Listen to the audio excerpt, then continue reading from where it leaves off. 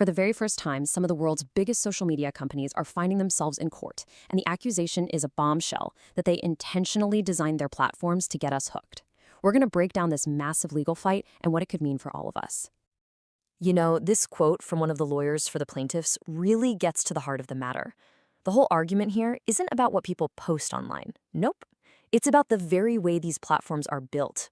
The claim is that addiction isn't some unfortunate side effect. It was the goal all along.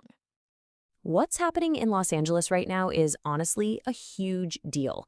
We're talking about a massive, coordinated legal battle. You've got hundreds of families, teenagers, and even whole school districts all banding together to try and hold these tech giants accountable. So who's in the hot seat? Well, the lawsuit originally went after 4 of the biggest players. But, and here's a twist, right before the trial got going, both Snap and TikTok decided to settle. That leaves Meta, the parent company of Facebook and Instagram, and Google's YouTube to actually face the jury in this critical first case. And I just have to say, the scale of this thing is kind of staggering. This is not just a handful of isolated lawsuits. It's a full-blown nationwide movement with over 350 families and 250 school districts involved. And on top of all that, you have the attorneys general from nearly 36 states filing their own separate suits. It's huge. All right, so let's get into the nitty-gritty. What are these companies actually being accused of? Because the lawsuits go way beyond just saying these apps are addictive.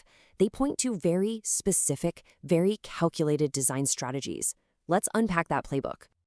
A term you're going to hear a lot in this case is dark patterns. Now, this isn't just about clumsy or bad design. It's about something much more deliberate. The official definition says it's about interfaces that are knowingly designed to confuse you, to manipulate you, to basically trick you into doing things you wouldn't normally do. Think of it as psychological warfare for your attention. So the lawsuits really hone in on 4 key tactics. First up, you've got those hyper-personalized algorithms that learn exactly what videos or posts will keep you glued to your screen. Second, features like infinite scroll and autoplay. They're designed to completely remove any natural stopping point, right? So it's harder to just put your phone down. Third, that constant barrage of push notifications, always buzzing, always trying to pull you back in. And finally, you have the really powerful social hooks, like likes, that tap into our basic human need for approval and validation. And this isn't just some abstract psychological theory. This has a real biological effect on our brains. Studies that have used brain scans, for example, have shown that these super personalized content feeds, like TikTok's For You page, they actually light up the exact same reward centers in the brain that are linked to addiction. It's like a slot machine delivering a constant, unpredictable hit of dopamine. And if you're looking for a smoking gun, well, this might be it. Some of the most damning evidence seems to be coming from the companies themselves. In one unsealed document, an Instagram employee literally calls the app a drug. And another one joked, get this, lol, we're basically pushers.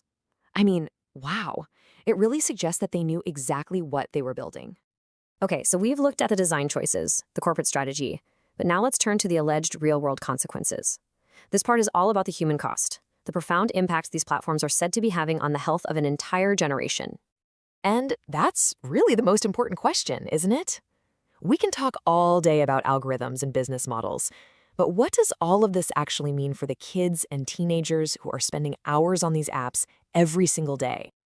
This timeline is, well, it's pretty eye-opening.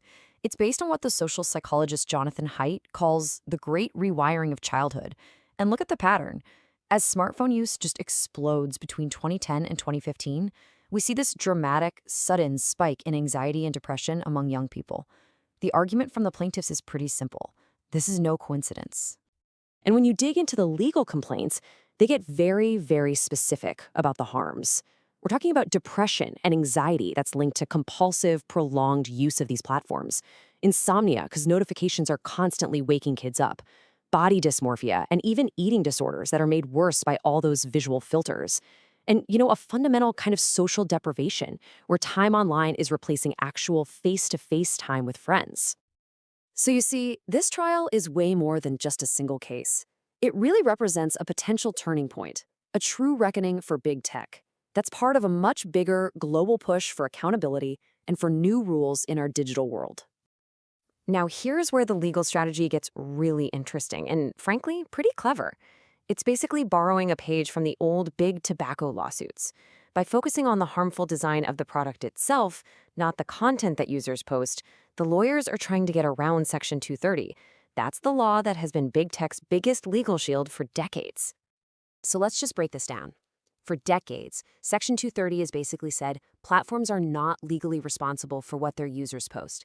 It's their get-out-of-jail-free card. The argument being made now, the proposed fix, is that, yeah, maybe that's true for user content, but they should be held responsible for the harms caused by their own deliberate manipulative product designs. That's a huge shift. So, what would change actually look like? Well, lawmakers and advocates are putting some real concrete ideas on the table. Just imagine a world where all those addictive features are turned off by default, where instead of infinite scroll, you actually have pages with a real end, where you have more control over your feed and maybe even see things in chronological order again, and where the age of legal protection for kids online is raised from 13 to 16. And all of this leaves us with the ultimate question. The parallels are pretty striking, right? An industry accused of chasing profits while knowing its product caused harm, especially to young people. So, will this trial be tech's big tobacco moment? The moment that finally forces a fundamental change? That, right now, is what the entire world is watching to find out.